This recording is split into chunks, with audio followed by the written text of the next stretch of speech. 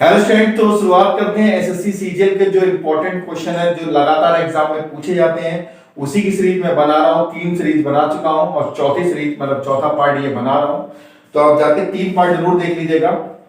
तो पहला क्वेश्चन शुरू करते हैं कि एक समलंब की समांतर भुजाएं 30 और 20 है। तो समलंब बना लीजिए।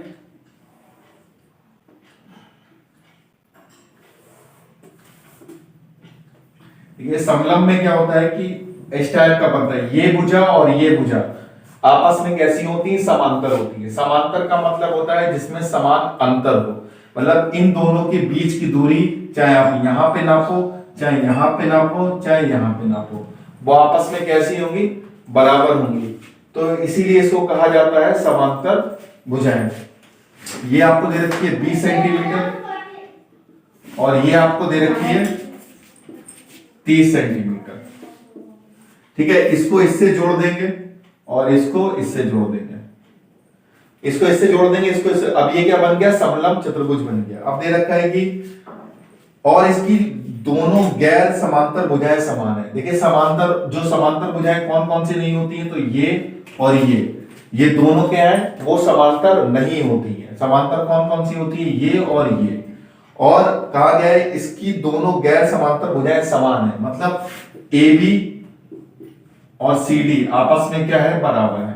मतलब गैर समांतर भुजाएं आपस में कैसी हैं, बराबर है। मतलब AB किसके बराबर है, CD के। ठीक है, अब आगे क्या कहा है, यदि समलंब का क्षेत्रफल 300 है, जो क्षेत्रफल दे रखा है एरिया वो कितना दे रखा है, 300।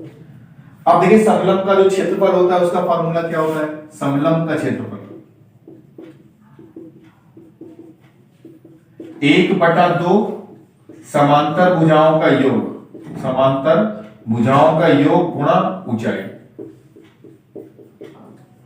समांतर भुजाओं का योग गुणा ऊंचाई। मैंने शॉर्ट में लिख दिया समांतर। ठीक है, तो समलंब का क्षेत्रफल आपको दे रखा है 300, 1/2 समांतर भुजाएं कौन कौन सी, एक 30 ये है और एक 20 ये है, तो 30 और 20 50 गुणा h ऊंचाई। 0 से 0 कैंसिल हो गया, 5 छक्का 30 हो गया और 6 दूनी 12, तो ऊंचाई कितनी आ गई, 12। कितनी आ गई, 12 सेंटीमीटर। तो हम लोग यहां पर क्या लिख देंगे, 12। ऊंचाई कितनी आ गई, 12। तो यहां लिख दीजिए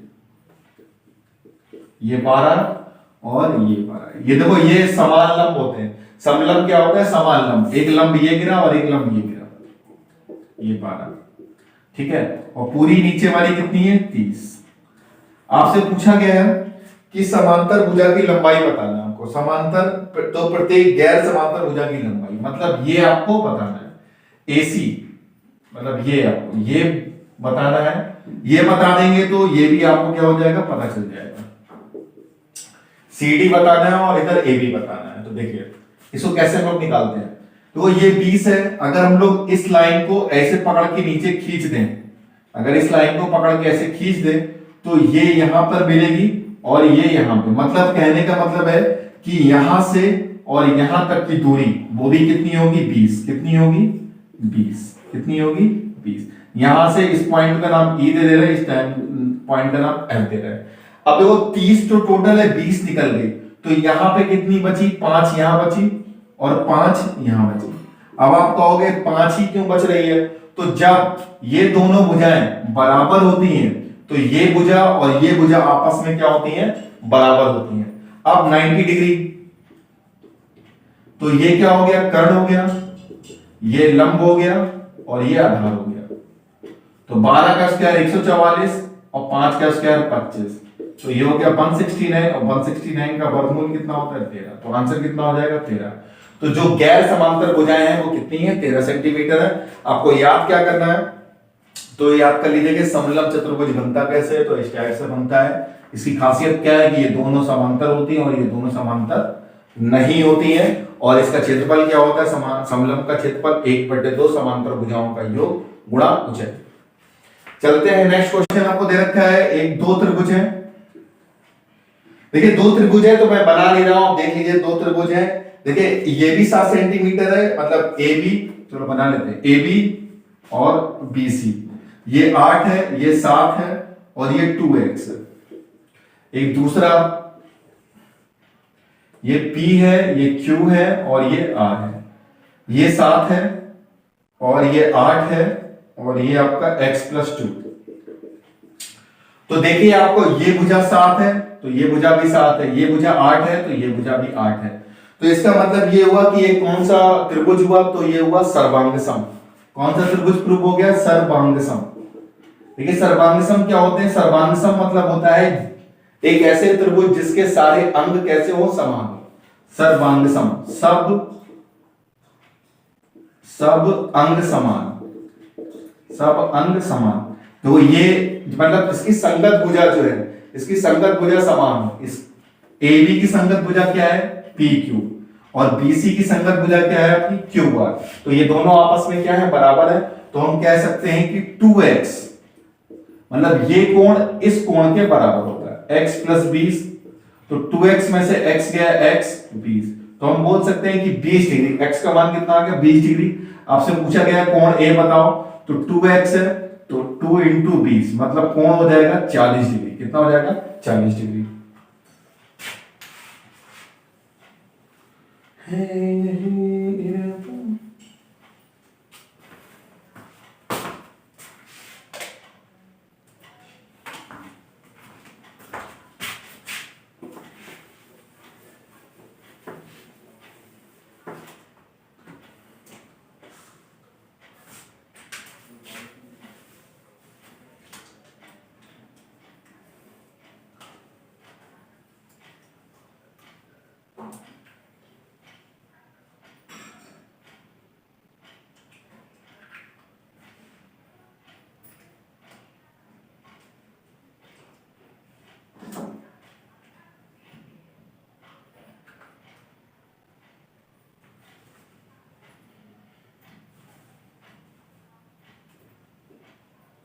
तो चलते हैं नेक्स्ट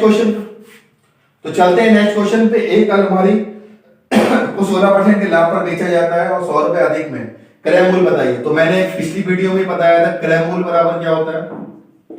कम या अधिक इंटू 100 बटे चुंबक। क्या होता है? चुंबक। अब कम या अधिक कितना है? तो 100 रुपए कम में या अधिक है, 100 × 100। अब चुंबक का मतलब होता है अगर एक बार लाभ हो रहा है, चुंबक कब चिपकता है? जब प्लस हो और एक बार माइनस हो। तो ये चिपक जाता है, अगर दोनों बार प्लस होगा तो ये घट जाएगा और दोनों बार माइनस होगा तो भी घट जाएगा। कहने का मतलब अगर दोनों बार लाभ हो रहा है तो परसेंटेज घट जाएगा, दोनों बार हानि हो रही तो भी परसेंटेज घट जाएगा, और एक बार लाभ हो रहा है और एक बार हानि हो रहा हो तो ये जुड़ जाएगा। तो दे रखा है 16% का एक बार लाभ हो रहा है और एक बार 20% का भी लाभ हो रहा है। तो दोनों बार लाभ हो रहा है तो चुंबक जो है वो घटा देगी। तो नीचे कितना रह जाएगा? 4%। 4 से काटेंगे 25, तो आंसर कितना आ जाएगा? 2500। आंसर कितना आ जाएगा? 2500। बहुत इंपॉर्टेंट सवाल है और काफी बार प्रीलिम्स में पूछा गया है, मेंस में भी कभी कभी देखने को मिलता है। नेक्स्ट चलते हैं कि एक रेलगाड़ी 92.4 किलोमीटर प्रति घंटे की रफ्तार से चल रही है, ये 10 मिनट में कितनी मीटर की दूरी तय करेगी? तो समय बराबर क्या होता है? दूरी बटे 4। समय बराबर क्या होता है? दूरी बटे 4। तो दूरी बराबर क्या हो जाएगा? समय गुणा 4। तो समय आपको कितना दे रखा है? समय दे रखा है आपको 10 मिनट, और चाल दे रखी है आपको 92.4 किलोमीटर प्रति घंटा। 92.4 किलोमीटर प्रति घंटा, किलोमीटर प्रति घंटा। अब देखो ये मिनट में है और ये घंटे में है, तो इतना ध्यान रखिए जब हम मिनट से घंटे में जाते हैं, बड़े मतलब मिनट छोटा मात्रक है और घंटा बड़ा मात्रक है, तो जब हम बड़े मात्रक में जाते हैं तो हमेशा भाग करते हैं। हमेशा क्या करते हैं? भाग करते हैं। अगर मिनट से सेकंड में जाएंगे तो गुणा करेंगे, बड़े मात्रक में जब भी जाएंगे तो हमेशा भाग करेंगे। तो आप भाग कर दीजिए 60 से, जिससे ये चेंज हो जाएगा किसमें? घंटे से। मिनट का चेंज हो जाएगा घंटे में। तो यहाँ पे हम क्या लिख देंगे? घंटा। घंटा से घंटा कैंसिल, और पॉइंट हटाया, एक जीरो नीचे बढ़ाया, जीरो से जीरो कैंसिल हो गया, 6 से काट लीजिए, 6 कम 6, 3 बचा, 32, 6 पंजे 30, 2 बचा, 6 चौक 24। तो आंसर कितना हो जाएगा? 15.4 किलोमीटर। 15.4 किलोमीटर। तो ये क्वेश्चन कराने का मेरा मेन पर्पस यही था कि आप मिनट को घंटे में कैसे चेंज किया जाता है ये सीख लीजिए। नेक्स्ट रखा है कि एक त्रिभुज के दो कोण हैं 11/18। एक त्रिभुज बना लेते हैं, ये ए है, ये बी है और ये सी है। इसका एक कोण जो है वो 11/18 रेडियन में है और एक जो है वो 99/70 रेडियन में है। आपको ये बताना है। तो देखिए कैसे हम लोग फाइंड करते हैं। जब डिग्री हम लोग को अगर डिग्री दे रखा होता है, डिग्री को अगर चेंज करना है आपको रेडियन में, तो आपको गुणा करनी होती है पाई/180 से। अब हमने ऐसा क्यों लिखा है डिग्री को रेडियन में? तो पहले अल्फाबेट में डी पहले आता है और बाद आर बाद में आता है, तो डी से डिग्री हो गया और आर से रेडियन हो गया। डिग्री को जब रेडियन में चेंज किया जाता है तो पाई/180 से भाग किया जाता है, और जब रेडियन को डिग्री में चेंज किया जाता है तो 180/पाई हो जाता है। क्या हो जाता है? 180/पाई। तो अब ये रेडियन में दे रखा है और हमें चेंज करना है किसमें? डिग्री में चेंज करना है। तो 11/18 लिखेंगे और डिग्री में आपको चेंज करना है तो 180, और पाई का मान कितना लिख देंगे? 22/7। तो 22/7, 7 ऊपर पहुंच जाएगा, 18 से काटेंगे तो 10 आ जाएगा यहाँ पे। 11 दूनी 22, 2 पंजे 10, तो यहाँ पे कितना आ जाएगा? 35 डिग्री। कितना आ जाएगा? 35 डिग्री। अब ऐसे ही दूसरे को 99/70 है, इसको भी चेंज करेंगे किसमें? डिग्री में चेंज करेंगे। तो 99/70 180/पाई, पाई का मतलब हो गया 22/7, 7 ऊपर पहुंच जाएगा, 0 से 0 कैंसिल, 7 से 7 कैंसिल, 11 दूनी 22, 11 नेम 99, 2 नेम 18, 9 नेम 81। कितना आ जाएगा यहाँ पे? 81 आ जाएगा। अब इन दोनों को जोड़ दीजिए, 81 और 35 को जोड़ दीजिए, 5 और 1 6, 8 और 3 11, कितना आ गया? 116 डिग्री आ गया। अब आपको पता है कि त्रिभुज के तीनों कोणों का योग 180 डिग्री होता है, तो 180 में से 116 घटा दीजिए, आपका आंसर आ जाएगा। 10 में से 6 गया 4, 7 में से 1 गया 6, तो कितना? 64 डिग्री।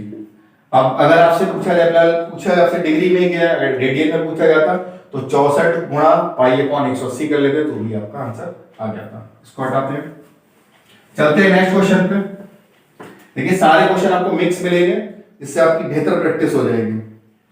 दे रखा है आपको कॉसिक 85 प्लस थीटा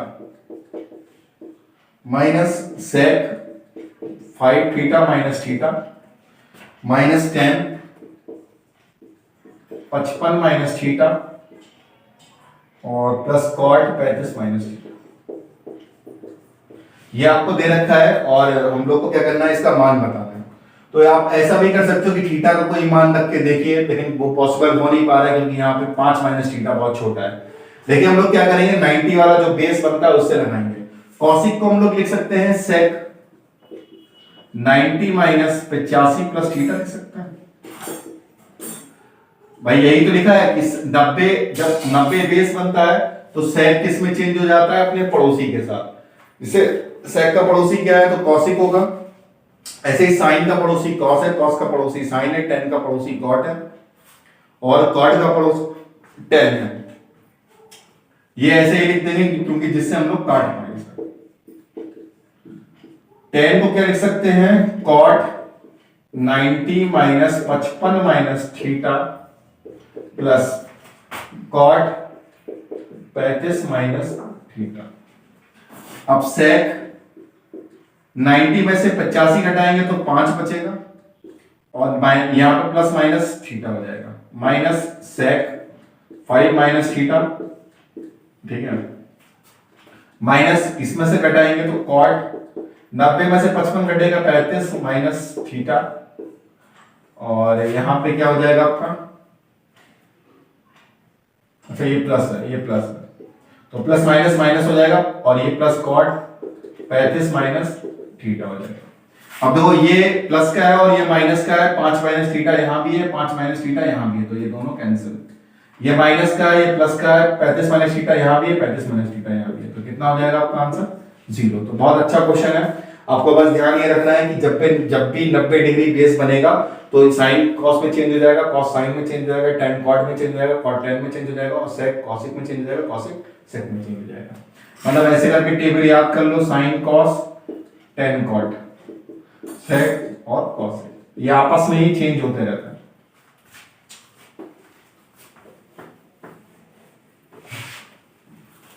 चलते हैं नेक्स्ट क्वेश्चन पे। आपको दे रखा है कि 8 सेंटीमीटर भुजा वाले ठोस घन को 16 सेंटीमीटर लंबाई बने। तो एक 8 सेंटीमीटर वाला घन है, बना लीजिए।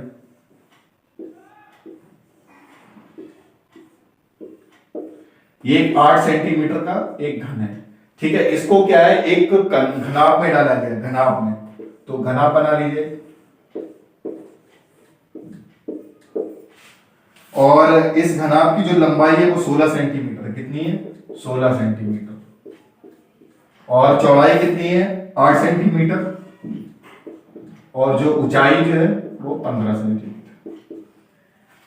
ऊंचाई वाली का आयताकार पात्र में गिराया जाता है जो आंशिक रूप से पानी से भरा है। तो इसमें कुछ पानी भरा है, आंशिक रूप मतलब थोड़ा सा।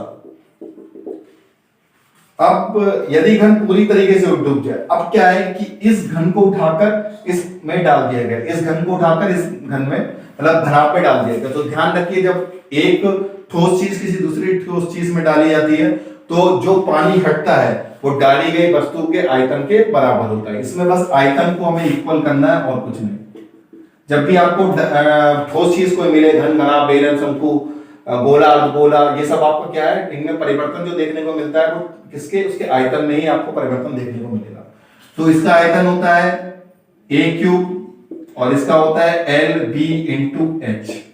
तो a है 8 गुणा 8 गुणा 8, l कितना है इसका 16, चौड़ाई 8 है और ऊंचाई हमें निकालना है। ये ऊंचाई से फर्क नहीं पड़ता है, ये बर्तन की ऊंचाई है। हमें पानी जितना ऊंचा उछलेगा उससे मतलब है, मतलब पानी इतना है, कितना ऊंचा और जाएगा इससे मतलब है। आप 15 मत ले लीजिएगा, नहीं तो गड़बड़ हो जाएगा। 8 से 8 कैंसिल, 8 दूनी 16, 2 चक्कू 8। तो कितना पानी उछल जाएगा, तो 4 मीटर सेंटीमीटर, 4 सेंटीमीटर पानी जो है वो ऊपर उछल जाएगा, वृद्धि हो जाएगी। चलते हैं नेक्स्ट क्वेश्चन पर। एक समकोण त्रिभुज की 3 भुजाएं हैं। एक समकोण त्रिभुज है तो समकोण होगा तो ऐसे बना लेते हैं, ए बी और सी, ये 90 डिग्री। एक भुजा है इसकी x-1, एक भुजा है x+1 और एक भुजा है इसकी x+3। तो अगर आपने समकोण त्रिभुज की प्रॉपर्टी पढ़ी होगी तो समकोण त्रिभुज में सबसे बड़ी भुजा जो होती है वो कर्ण होती है। सबसे बड़ी भुजा कौन सी होती है, कर्ण। ये लंब होता है और ये क्या होता है, आधार। तो इसमें अगर आप देखो तो सबसे बड़ी भुजा कौन सी आ रही है, x+3, क्योंकि इसमें x में 3 जुड़ रहा है, यहाँ केवल एक ही जुड़ रहा है और यहाँ तो एक कम हो रहा है। तो सबसे छोटी ये हो जाएगी, सबसे बड़ी ये हो जाएगी, बीच की हो जाएगी। तो कर्ण सबसे बड़ी भुजा होती है। तो x+3 आप यहां लीजिएगा और x+1 यहां भी लिख सकते हैं आप, चाहे यहां लिख दीजिए, यहां लिख सकते हैं चाहे यहां, कोई फर्क नहीं पड़ने वाला है। x-1 यहां लिख दीजिए। तो बस अब पाइथागोरस प्रमेय, क्योंकि 90 डिग्री है तो पाइथागोरस प्रमेय आराम से लगा सकते हैं। तो लिख दीजिए x+3 का होल ऑफ स्क्वायर और x+1 का whole of square plus x-1 का होल। जब सॉल्व करोगे तो x का मान यहाँ पे कितना आ जाएगा, 7 आ जाएगा। तो ये हो जाएगी 10, ये हो जाएगी आपकी 6 और ये हो जाएगी 8। तो पूछा गया है आपसे समकोण त्रिभुज का कर्ण कितना हो जाएगा, तो कितना हो जाएगा 10। इसको सॉल्व कर लीजिएगा। अगर नहीं सॉल्व आपसे हो रहा है तो आप कमेंट कीजिएगा या फिर मेरे व्हाट्सएप नंबर पे आप भेज दीजिएगा, मैं इसको सॉल्व करके भेज दूंगा। नेक्स्ट रखते हैं कि एक निश्चित राशि सालाना चक्रवृद्धि ब्याज का 10% प्रति वर्ष की दर से 4 वर्ष के लिए जमा करी जाती है। मतलब कुछ रुपया है आपके पास, आपने 10% पे उसे चक्रवृद्धि ब्याज पे जमा कर दिया। तो देखिए 10% पे अगर आप जमा कर रहे हो 4 साल के लिए तो कितना आपको ब्याज मिलेगा, तो हम लोग कैसे निकालते हैं। देखिए जब 2 साल का अगर आपको निकालना है चक्रवृद्धि ब्याज तो हम लोग सक्सेसिव केस से निकालते हैं, ab/100 इस वाले फार्मूले से निकालते हैं। अगर 2 साल का है तो पहली साल पहला 10 दे रहे हो, फिर 10 दे रहे हो, फिर 10 × 10 तो 21%। 2 साल में आपको कितना ब्याज मिलेगा, 21%। अब तीसरी साल का निकालना है तो भी हम इस फार्मूले का प्रयोग कर सकते हैं, तीसरी साल का। तो आप 21 लिखेंगे, a की वैल्यू 21 हो जाएगी और b की वैल्यू 10 रहेगी। 21 × 10/100 तो 21 और 10 31 और ये 0 से 0 2.1, मतलब ये हो जाएगा आपका 33.1%। अब चौथी साल का देखो, ये हो जाएगा 33.1 प्लस 10 प्लस 33.1 इंटू 10 बटा 100। पॉइंट हटाया, जीरो नीचे, जीरो से जीरो कैंसिल हो गया, तो 33 और 10 43.1 और ये हो जाएगा आपका 3.31। तो अब इसको जोड़ लीजिए, आ जाएगा आपका, यहाँ पे जीरो मान लेते हैं तो 1 3 और 1 4, कितना आ जाएगा 46.41। अब आपसे कहा गया है कि 2 वर्ष के अंत में और 4 वर्ष के अंत में ब्याज का जो अंतर है वो 5082 रुपए है। मतलब आपको जो 4% में अमाउंट मिला परसेंटेज में और 2 साल में जो ब्याज मिला है वो दोनों का जो अंतर देखने को मिल रहा है वो है 5082 रुपए। तो घटा दीजिए, देखो 2 साल में हमको कितना इंटरेस्ट मिल गया 46.41 और 2 साल में कितना मिला 21%। घटा दो, 1 4 6 में से क्या 5 4 में से 2 गया, 25.41% की वैल्यू है वो 5082 के बराबर है। इसके बराबर है 5082 के। तो बस पॉइंट हटाया, 2 जीरो नीचे बढ़ाया और परसेंटेज हटाया, 2 जीरो नीचे बढ़ाया, काटा 2 बार चला जाएगा तो रुपया कितना आ जाएगा, इसका मतलब मूलधन जो है वो कितना है 20,000 है।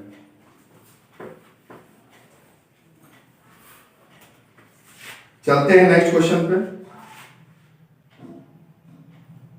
देखिए आपको अब क्या है, डीआई का एक क्वेश्चन दे रखा है कि निम्नलिखित बार ग्राफ 2014 से 2018 तक। इसमें बच्चे गलती क्या करते हैं कि बार ग्राफ जो है वो ठीक से पढ़ते नहीं है, मतलब ऊपर की लाइन बहुत लोग बच्चे भूल जाते हैं पढ़ना, उसको जितना बेहतर तरीके से आप पढ़ोगे उतना जल्दी आप लगा लोगे। दे रखा है निम्नलिखित बार, निम्नलिखित मतलब जो नीचे लिखा हुआ है, निम्नलिखित बार ग्राफ 2014 से 2018 तक का है, 2014 से 2018 तक का है।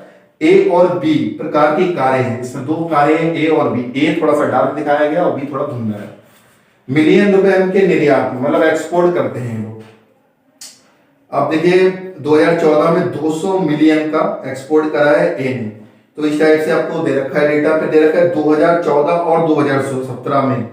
और का मतलब होता है प्लस, और का मतलब क्या होता है प्लस। तो 2014 में देखें कितना एक्सपोर्ट हुआ है 2017 में ए कैटेगरी में, तो ए में देखें 2014 में, तो 2014 में 200 हुआ है और 2017 में कितना हुआ 175, तो 5 7 2 3 375। अब देखेंगे बी में, बी में आपको दे रखा है 2015 और 2016, तो 2015 में कितना हुआ 250 और 2016 में कितना हुआ है 200, तो ये कितना हो गया 450। बीच में अनुपात लगा देंगे, काट लेंगे, 25 एकम 25, 12 बचे 125, 25 एकम 25 20 बचा और कितना हो गया 0 200, 25 अट्ठे 200, 3 पंजे 15, 3 चंगे 18, तो फिर 5:6 का जो है वो रेशियो आपको देखने को मिलेगा। इजी क्वेश्चन है, बस आप ये कि डेटा जो ऊपर से ध्यान से अच्छे से उतार लीजिएगा तो ज्यादा सही रहेगा। चलते हैं नेक्स्ट क्वेश्चन पे। ए किसी काम को 16 दिन में कर सकता है, ए किसी काम को 16 दिन में कर सकता है और बी उसी काम को 12 दिन में कर सकता है। तो एलसीएम लेंगे 48, 16 3 48, 12 चौक 48, इसका कोई काम नहीं, हटा दीजिए। उन्होंने 4 दिनों तक एक साथ काम किया, मतलब ए और बी 4 दिन तक अगर साथ में काम करें तो पर डे कितना काम करते हैं, ये 4 काम करता है और ये 3, मान लो ये 4 कुर्सी बनाता है, ये 3 कुर्सी बनाता है, तो एक दिन में 7 कुर्सी बन जाएंगी और 4 दिन में कितनी बन जाएंगी 28, तो घटा दो, तो 20 कुर्सी इसका मतलब अभी बची है बनाने के लिए। ए 4 दिनों तक एक साथ काम करता है और फिर ए चला गया, तो ए को भेज दो। बी ने शेष कार्य पूरा किया, कार्य को पूर्ण रूप से समाप्त करने के लिए बाकी जो 20 कुर्सी हैं वो कौन बनाएगा, बी बनाएगा, 4 से भाग कर दीजिए, तो 5 दिन यहां भी और लगेंगे। पूछा गया है कार्य को पूर्ण रूप से समाप्त करने के लिए बी ने कितने दिनों तक कार्य किया। ये क्वेश्चन कराने का मेरा मेन उद्देश्य ये था कि यहाँ पे एक लाइन दे रखी है कि कार्य को पूर्ण रूप से समाप्त करने के लिए, तो पूरा कार्य समाप्त कब हुआ, देखो बी ने अकेले कितने दिन काम करा 5 दिन और ए के साथ कितने दिन काम करा 4 दिन, तो इसका आंसर क्या हो जाएगा 9 दिन। मतलब ए जो है बी जो है वो 9 दिन पूरे लगा रहा और ए कितने दिन लगा रहा, तो 4 दिन। चलते हैं नेक्स्ट क्वेश्चन पे। आपको दे रखा है कि x प्लस 6y बराबर दे रखा है आपको 8 और xy आपको दे रखा है, xy कितना दे रखा है 2 और फाइंड करना है x क्यूब प्लस 216/क्यू, ये फाइंड करना है। तो कुछ लोग क्या करेंगे कि यहाँ पर x है और यहाँ पे क्यूब है तो इसका क्यूब मार देंगे, तब भी आंसर आ जाएगा, लेकिन आप वैल्यू यहाँ पुट कर दो, ज्यादा सही है। यहाँ पे क्या करेंगे, वैल्यू पुट करेंगे। x बाई 2 है तो इसके क्या हो सकता है, 2 गुणा 1 हो सकता है या फिर 1 गुणा 2 हो सकता है, या तो x 2 होगा या बाई 2 होगा। तो रखते हैं यहाँ पे, अगर हम लोग बाई 2 रखेंगे तो 6 दूनी 12 हो जाएगा, जबकि यहाँ पे 8 चाहिए, तो बाई यहाँ पे 1 होगा और x यहाँ पे 2 हो जाएगा, तो प्रूव हो गया। तो x 2 है तो 2 की पावर 3 कितना हो गया, 8, और ये बाई की वैल्यू 1 है तो 1 का 1 ये रहेगा, तो 216 और 8 कितना हो गया, 224। तो आंसर कितना हो जाएगा, 224। इजी था क्योंकि यहाँ पर x बाई 2 दे रखा है तो आसान हो गया था हम लोग के लिए। तो चलते हैं नेक्स्ट क्वेश्चन पे। ट्रिग्नोमेट्री के दे रखा है आपको 4 sin square theta 3 1 plus cos theta, ठीक है। अब आपको बताना है इसमें थीटा का मान, पहले निकालते हैं कि थीटा की वैल्यू आखिर क्या होगी। तो देखिए एक तरफ cos है और एक तरफ sin है, तो हम लोग क्या करते हैं, या तो सबको sin में बना लेंगे या सबको cos में बना लेंगे। तो देखिए sin स्क्वायर थीटा है, इसकी जगह कह सकते हैं sin square theta plus cos square theta बराबर क्या होता है, 1 होता है। तो हम लिख सकते हैं कि sin स्क्वायर थीटा बराबर क्या लिख सकते हैं, 1 माइनस cos स्क्वायर थीटा, ये लिख सकते हैं। तो लिख देंगे 4 1 माइनस cos स्क्वायर थीटा, जिससे सब कुछ क्या हो जाएगा, cos में हो जाएगा, 3 plus 3 cos theta, 4 minus 4 cos square theta, 3 plus 3 cos square theta. अब 4 को उधर भेज देंगे तो क्या हो जाएगा, 4 cos square theta plus 3 cos theta, और ये प्लस का 4 है उधर जाएगा तो -1 हो जाएगा, -1, ठीक है। ये बनेगा, आपको द्विघात बन गया, ठीक है। अब 4 एक कम 4, लेकिन माइनस का 4 है, यहाँ माइनस का 1 है, और ये अब इसे गुणनखंड क्या होंगे, तो 4 और 1 होगा, तो 4 cos square theta plus 4 cos theta minus का cos थीटा और माइनस का 1। यहाँ पे इन दो को बीच में लेंगे और इन दो को, यहाँ पे 4 है, यहाँ पे 4 है, 4 कॉमन चला गया, यहाँ पे cos थीटा चला गया, तो ये आ गया cos थीटा प्लस 1, यहाँ पे माइनस कॉमन ले लिया तो cos थीटा प्लस 1 बराबर में 0। अब cos थीटा प्लस 1 कॉमन ले लो तो आपका हो जाएगा 4 cos थीटा माइनस 1 बराबर में 0। तो ये प्लस का है तो ये तो बेकार हो गया, तो cos थीटा बराबर क्या हो गया, 1/4। तो cos थीटा की वैल्यू जो निकली वो कितनी निकली है, 1/4। तो आप जो भी आपसे पूछा गया है आप आराम से रख सकते हो। cos थीटा की वैल्यू कितनी पूछी गई, 1/4। तो cos थीटा की आपसे पूछा गया है कि 2 tan theta plus 4 sin theta और माइनस का sec थीटा। तो आपसे ये पूछा गया और cos थीटा की वैल्यू कितनी निकल के आई है, 1/4। तो 1/4 तो cos में टेबल में कहीं पे मान होता नहीं है, तो आप ये ले सकते हो लार बटे कक्का। तो ये हो जाएगा आधार और ये हो जाएगा कर्ण, तो आप ये 4 1 4 का स्क्वायर 16, 16 में से 1 गया 15, तो √15। अब आप वैल्यू उठा के पुट कर दीजिए, आ जाएगा। tan थीटा की क्या होता है, लंब बटे आधार, तो लंब बटे आधार, तो √15 प्लस 4। sin थीटा क्या होता है, लंब बटे कर्ण, तो लंब बटे कर्ण, तो √15/4। और sec थीटा क्या होता है, तो वो cos थीटा, sec थीटा क्या होता है, cos थीटा का उल्टा ही होता है। तो ये हो जाएगा आपका 1/4, तो ये हो जाएगा 4, तो 4 से 4 कैंसिल, और ये हो जाएगा आपका √2 √15 हो जाएगा, और ये हो जाएगा आपका 3√15 - 4। ये हमारा क्या हो जाएगा, आंसर हो जाएगा 3√15 - 4, ये हमारा आंसर हो जाएगा। चलते हैं नेक्स्ट क्वेश्चन पे कि ए ने ए को मोबाइल बी को बेचा है और बी ने पे सी को बेचा है। इस टाइप का क्वेश्चन कैसे करता है।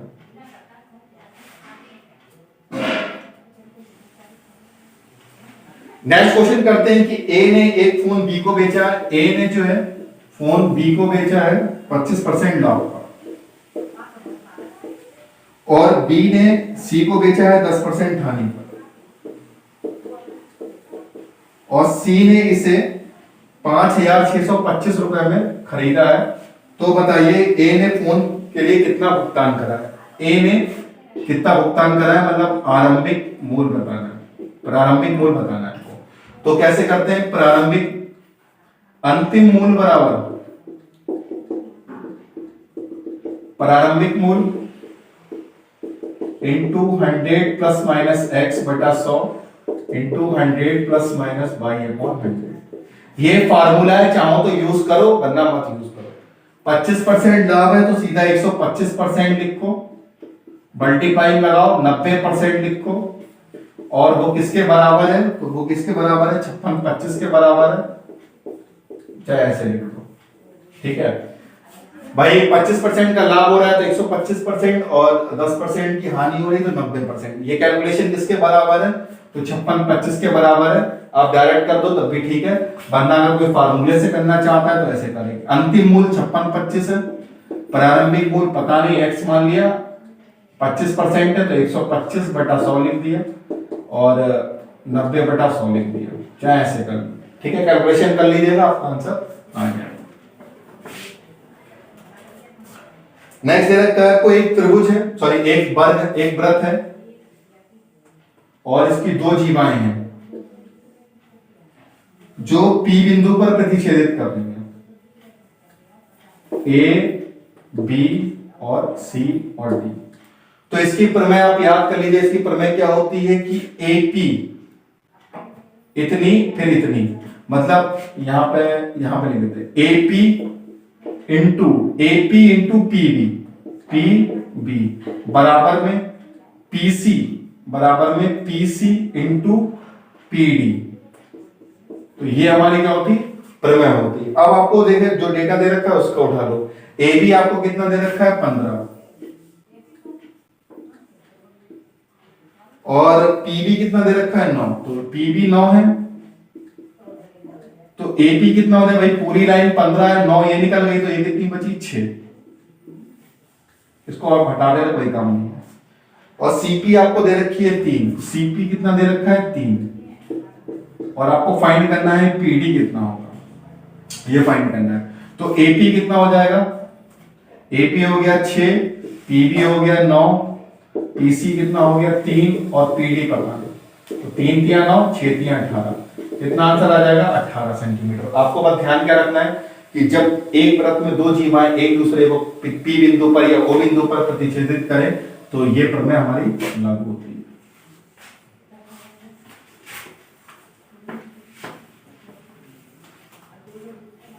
चलते हैं नेक्स्ट क्वेश्चन पे। एक तो आपको सर्किल दे रखा है और एक एल जो है वो केंद्र है, त्रिज्याएं आपको दे रखी है आर और आर। ध्यान रखिए एक वृत्त में जितनी भी त्रिज्याएं खींची जाए वो सब आपस में क्या होती हैं, बराबर होती हैं। फिर आपको दे रखा है कि 90 डिग्री, और यहाँ पे इसके मान लिखे हैं m और n। त्रिभुज एम एल एन का क्षेत्रफल जो है वो 36 है, तो 90 डिग्री है तो ये कर्ण हो जाएगा और ये लंब हो जाएगा और ये हो जाएगा इसका बेस। तो क्षेत्रफल बराबर क्या हो जाएगा 1/2 बेस इंटू हाइट। तो बेस आप इसे मान लीजिए और हाइट लीजिए, क्योंकि ये तो कर्ण हो गया, क्योंकि 90 डिग्री है तो 90 डिग्री जब होता है तो त्रिभुज का क्षेत्रफल लगता है 1/2 आधार इंटू ऊंचाई। तो क्षेत्रफल कितना है 36, 1/2 इंटू आर स्क्वायर। तो आर स्क्वायर कितना आ गया 72, कितना आ गया 36 दूनी 72। आपसे पूछा गया है तो वृत्त का क्षेत्रफल बताइए। वृत्त का क्षेत्रफल मतलब ये, तो वृत्त का क्षेत्रफल तभी हम लोग बता सकते हैं जब आपको त्रिज्या पता हो। त्रिज्या हम लोग को पता चल चुकी है, तो वृत्त का क्षेत्रफल क्या होता है पाई आर स्क्वायर। क्या होता है पाई आर स्क्वायर। तो पाई आर स्क्वायर की वैल्यू कितनी है 72, तो आंसर कितना हो जाएगा 72 पाई।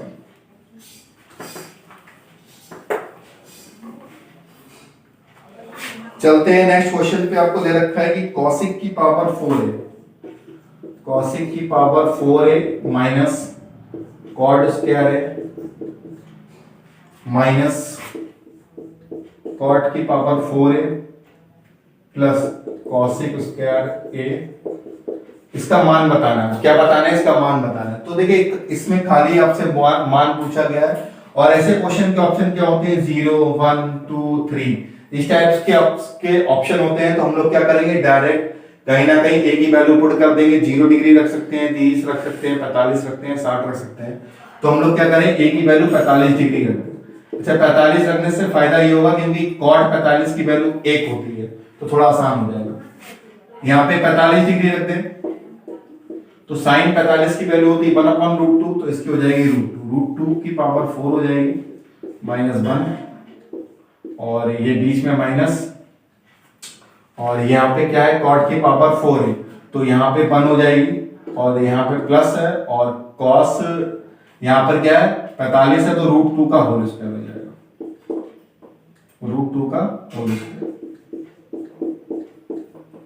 बस ये बनेगा, क्योंकि यहाँ पर स्क्वायर है तो यहाँ पर स्क्वायर आ जाएगा। अब √2 की पावर 4 का मान क्या होता है 4 - 1, और माइनस यहाँ ये क्या होगा 1 + 2, 4 में से 1 गया 3, और 2 और 1 3, 3 से 3 कैंसिल हो जाएगा, आंसर कितना हो जाएगा 0 हो जाएगा। किसी को अगर √2 की पावर 4 नहीं खोलना आता है तो देख लीजिए कैसे खोला जाता है।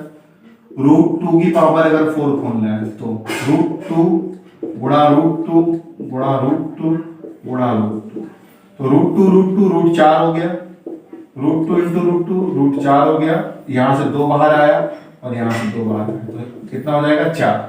या ऐसे कर लिए 2 दूनी 4, 4 दूनी 8, 8 दूनी 16, वर्गमूल 16, और वर्गमूल 16 का मान कितना होता है 4। चलते हैं नेक्स्ट क्वेश्चन पे। दे रखा है कि एक वृत्त का क्षेत्रफल का 5 गुना एक वर्ग के क्षेत्रफल के बराबर है। एक वृत्त का क्षेत्रफल का 5 गुना मतलब πr² का 5 गुना एक वर्ग के क्षेत्रफल के बराबर है। तो वर्ग का क्षेत्रफल होता है साइड स्क्वायर। आपको फाइंड करना है वृत्त का व्यास। वृत्त का व्यास जो होता है वो होता है 2r, और वर्ग का विकर्ण क्या होता है वो होता है a√2। मतलब आपको r/a अगर मिल जाए तो काम हो जाएगा। तो r² हम लिख सकते हैं 1/5π।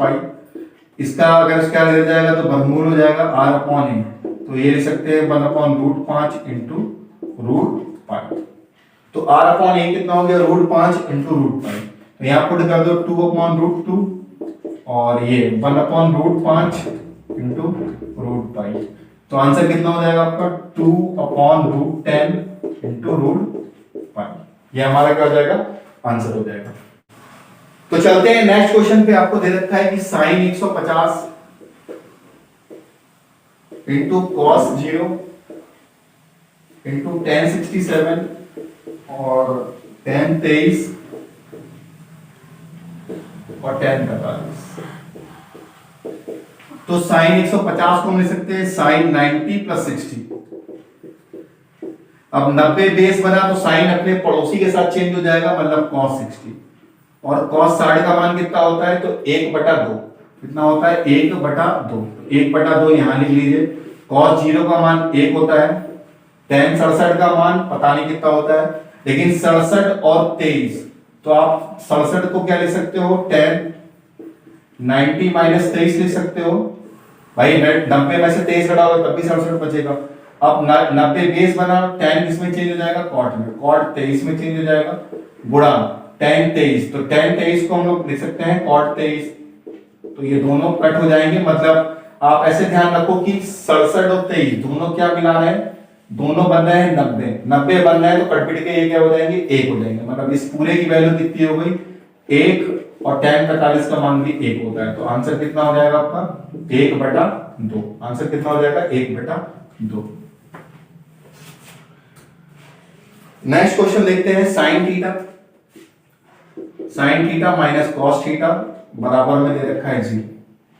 आपको फाइंड करना है कि sin की पावर 4 थीटा प्लस cos की पावर 4 थीटा। तो अगर हम लोग माइनस ये इसको इधर ले जाएं तो sin थीटा बराबर में cos थीटा, मतलब sin थीटा जो है वो cos थीटा के बराबर है। ये कब होता है जब थीटा की वैल्यू कितनी हो 45 डिग्री हो। कितनी हो 45 डिग्री, क्योंकि sin 45 की वैल्यू भी 1/√2 होती है और cos 45 की वैल्यू भी 1/√2 होती है। तो थीटा कितना आ गया 45 डिग्री। ये कंफर्म हो गया कि थीटा की वैल्यू कितनी है 45 डिग्री। अब यहां उठा के प्रूफ कर दो 1/√2 की पावर 4 प्लस 1/√2 की पावर 4। अभी हम लोगों ने √2 की पावर 4 निकाली कितनी 1/4 और 1/4। ये 1/4 को कहते हैं 54, मतलब 0.25, और ये भी 0.25। ये मिलके बनेगा 0.50, या फिर आप लिख सकते हो 1/2।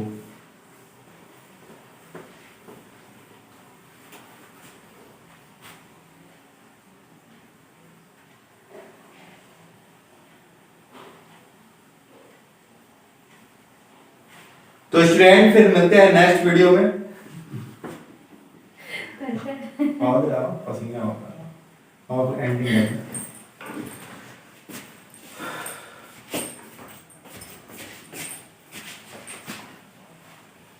तो स्टूडेंट ये है कुछ इंपॉर्टेंट क्वेश्चन, लगातार मैं वीडियो बना रहा हूँ और पार्ट 1 पार्ट 2 पार्ट 3 जरूर देखे जाके, आपको पक्का जो है 100% क्वेश्चंस आपको इसी में से ही आपको देखने को मिलेंगे। प्री आराम से निकल जाएगा आपका, कोई टेंशन भी नहीं होगी। मेंस के भी और सीरीज में बनाऊंगा।